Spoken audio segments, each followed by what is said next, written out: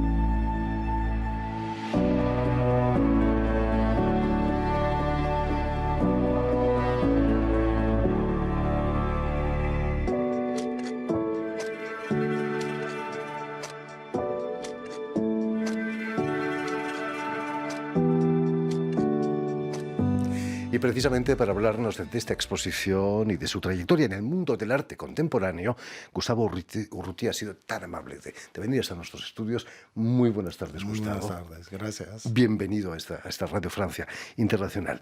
Permíteme que recuerde a nuestros oyentes que has nacido en la localidad argentina de Chascomús, si no me equivoco, a orillas de una laguna, ¿no? Sí, es muy una conocida ciudad... por su laguna, es una ciudad histórica. Bueno, nosotros decimos colonial, en Europa colonial, quiere decir es muy española, muy andaluza, del siglo XVIII, por supuesto, fundada en la época, heredamos todo este imperio, digo, español, y entonces son casas muy bonitas con patio y tiene su encanto. Se ha convertido en una ciudad muy turística porque está muy cerca y fácil a la hora de llegar de Buenos Aires. Pero si no, es una ciudad también que guarda tranquila.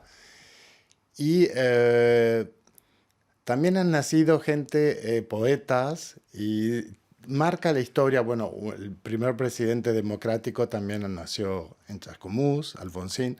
Parecía, hay una línea, o sea, es una ciudad que ha habido la literatura, el arte y hasta la política está en relación, pero siempre guarda ese lado de ciudad pequeña del interior. Una ciudad para almas sensibles, sin duda, ¿no? Exacto. Empiezas a pintar muy niño. Es Sí. cierto que llegaste a ganar un concurso de dibujo Sí, era, infantil. bueno, es un concurso entre las escuelas, había que presentar un dibujo y me acuerdo que, bueno, había ganado y el premio era un libro, no era que ganábamos, pero yo Bueno, no está estaba mal, súper ¿eh? feliz. Pero va a ser en Buenos Aires, donde estudias letras Sí, en la universidad e historia del arte. sí. Es básico, imagino, ¿no?, para un artista conocer lo que han hecho sus antecesores. Sí, generalmente es un traspaso y es muy importante, bueno, en mi caso, pero creo que como tú has dicho, para muchos artistas, conocer también toda la historia universal, digo, del hombre y del Por arte. supuesto. Es absolutamente necesario. Tenías 20 años cuando conoces a un gran fotógrafo argentino, Sí, Aldo Cessa, virtuoso del blanco y negro.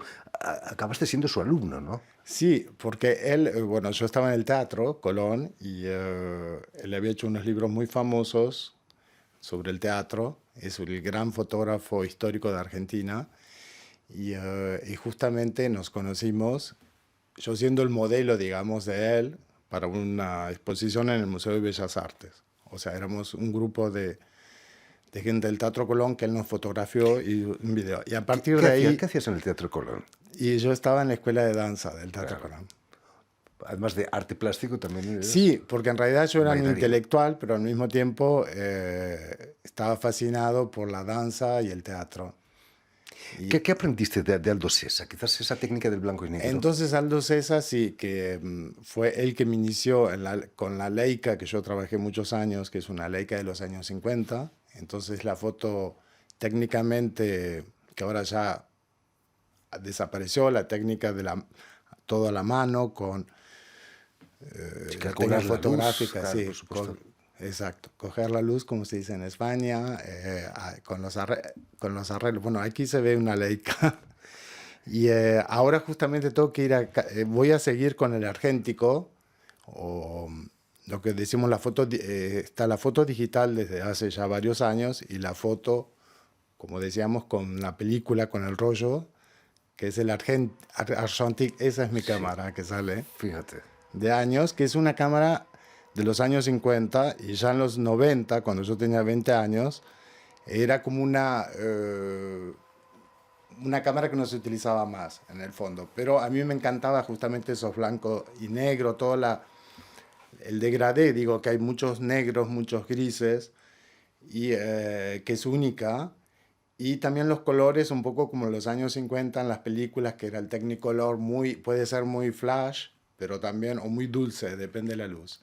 Sois un poco fetichistas, ¿no? Los fotógrafos con las cámaras. Esa cámara la han utilizado grandes fotógrafos como Sí, Doisneau o tantos otros, ¿no? absolutamente. Bueno, mi escuela es verdad, me identifican mucho con la escuela, se llama Humanista, de foto francesa, y por supuesto es una cámara que utilizó Doisneau.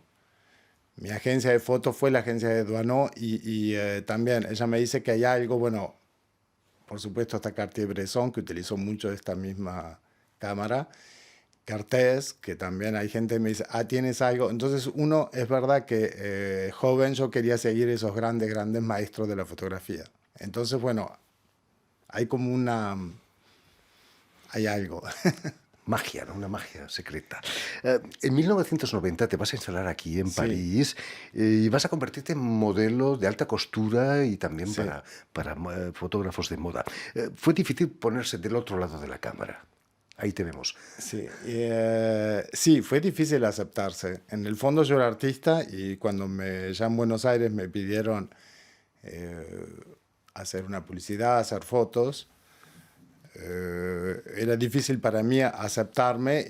O sea, parece fácil, pero hay pienso sí, aceptarse con uno mismo de perder esa timidez, digo, y convertirse en un modelo de los otros. Y uno juega, es como el actor, digo. Uno pasa ese juego y uno se tira a la piscina. Bueno, es verdad que salía. También hay que tener condiciones, yo digo condiciones como yo con el teatro, la danza, pero en la foto, una fotogeneidad, se Por puede supuesto. decir. Que hay gente que a la cámara le gusta mucho y hay gente que No, no hay lo gente que soporta. es bellísima y no sé por qué sale menos, y hay otros que tienen algo delante de la cámara, y es un poco también ser un camaleón, que decir, la parte de actor depende la ropa que nos ponen, y yo jugaba mucho como si fuera un actor de cine, entonces entrando en personajes, o sea que era bastante artístico para mí también ser modelo. La radio es mucho más fácil, o al menos era mucho más fácil. Precisamente, ¿cómo era el mundo de la moda en el París de los años 90? No, fue una época gloriosa.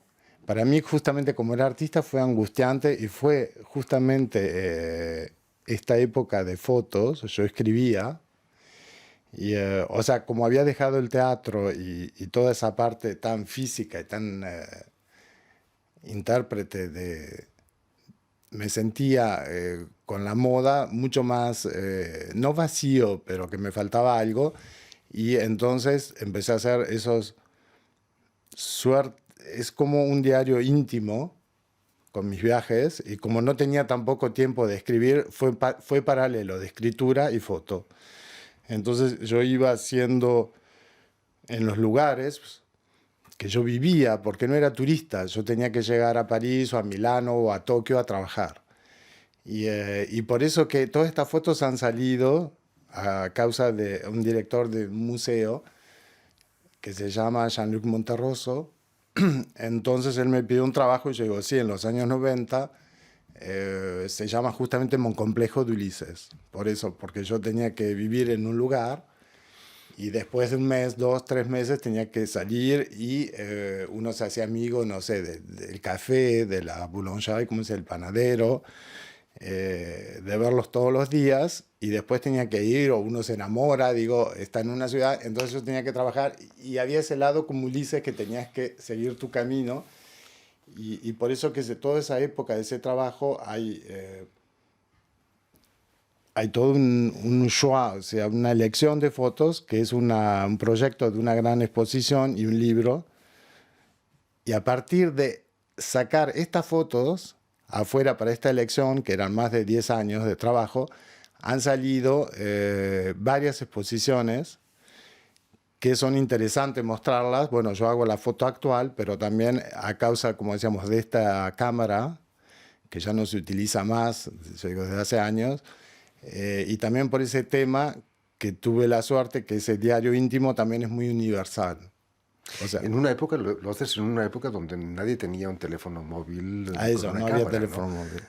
Ahora han cambiado las cosas tanto, ¿no? Ahora todo el mundo lleva el Muchísimo. carnet íntimo en el bolsillo, ¿no? Sí, y ahora es verdad que desde mi infancia hasta ahora todo, cambió muchísimo la foto. Antes, si te acuerdas, nos hacíamos fotos para la comunión, digo, para las fiestas, cumpleaños, casamientos, pero no era, teníamos apenas unas camaritas chiquititas, la Kodak.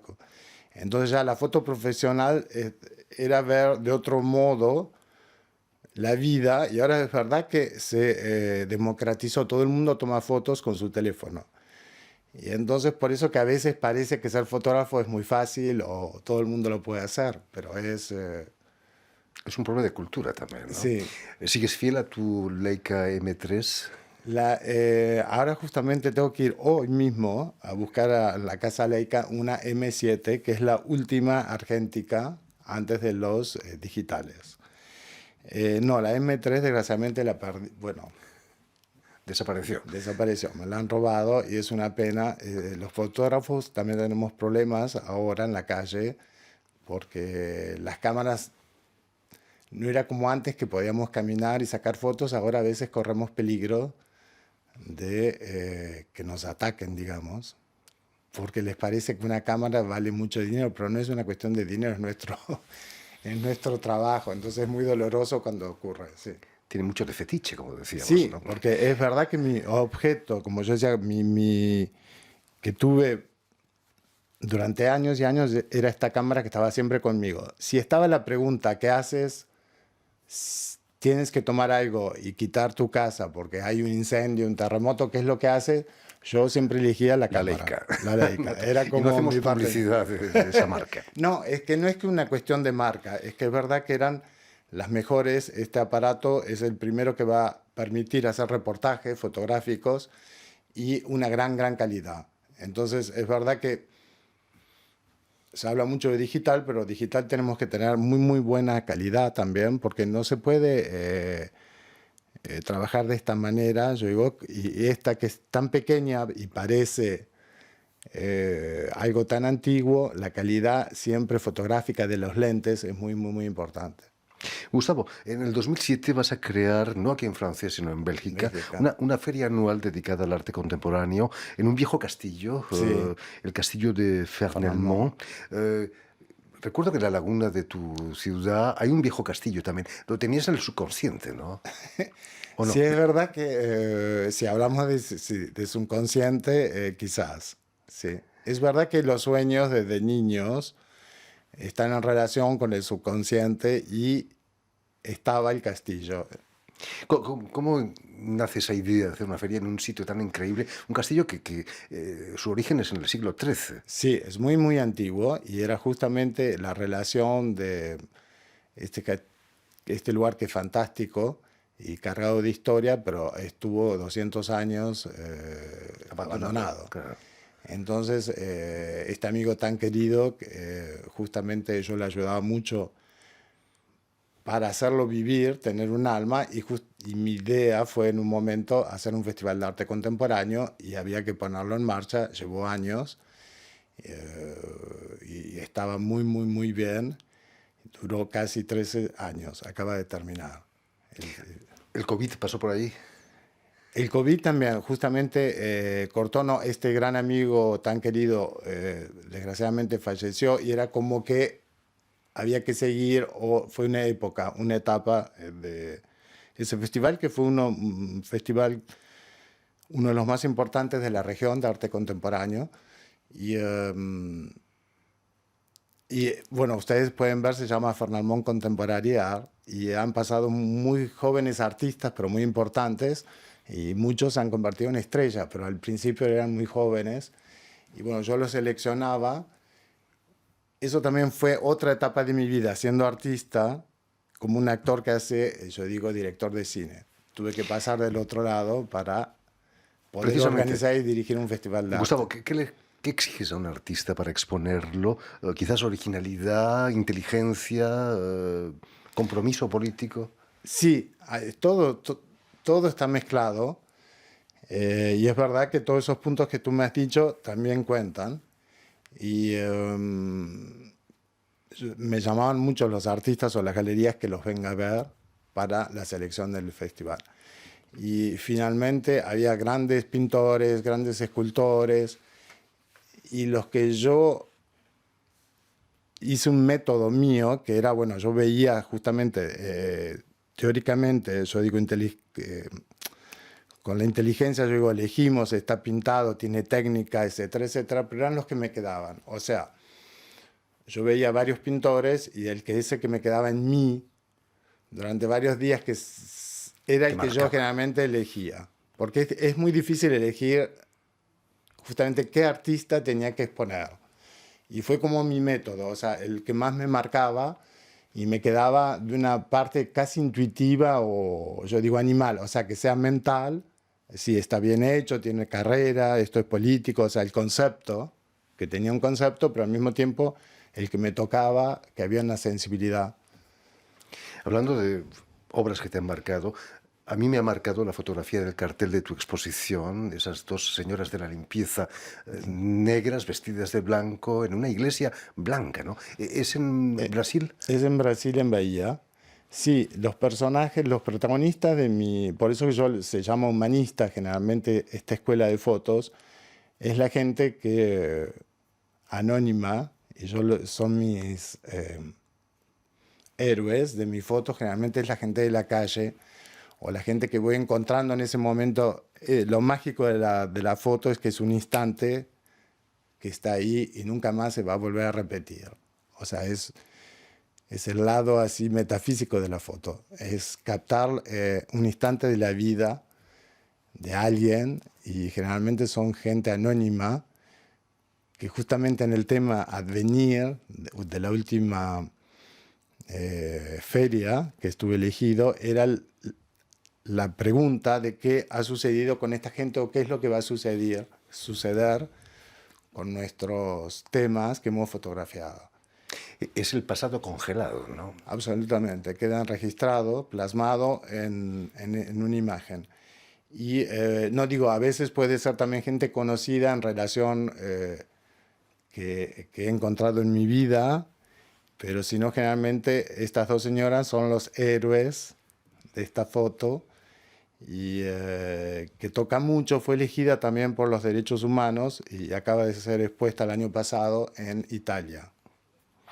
En fin, pues ya lo saben, si bajan al sur de Francia, no dejen de pasar por Arles, la ciudad a orillas del Mediterráneo, para la exposición de este gran artista y fotógrafo que es Gustavo Urruti. Muchísimas gracias, Gustavo, por haber estado aquí con nosotros. Permíteme que dé las gracias a Julián Lenk y a Vanessa Loasso, quienes se han ocupado hoy de la realización del programa, y saludar también a nuestros telespectadores que nos siguen en todo el continente americano gracias a la cadena Unión Continental Latinoamérica, UCL, que por cierto emite desde Montevideo, no lejos de Buenos Aires, y también de la red TAL, que reúne todas las televisoras públicas y privadas de América Latina. Bravo, un abrazo a todos. Ahí queda dicho. Y a ustedes, muchísimas gracias por su atención y les damos cita para una nueva edición de El Invitado de Radio Francia Internacional.